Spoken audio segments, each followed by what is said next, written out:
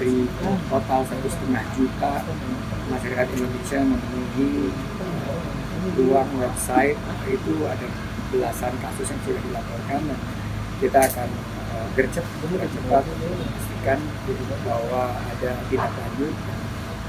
Penipuan ini tidak perlu ulang lagi karena semua harus kita pastikan dalam koridor hukum.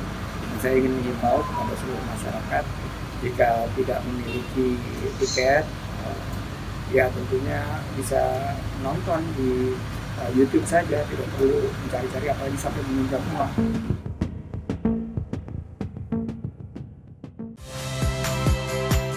Saya Niluh Puspa. Saksikan program-program Kompas TV melalui siaran digital, pay TV, dan media streaming lainnya. Kompas TV, independen, terpercaya.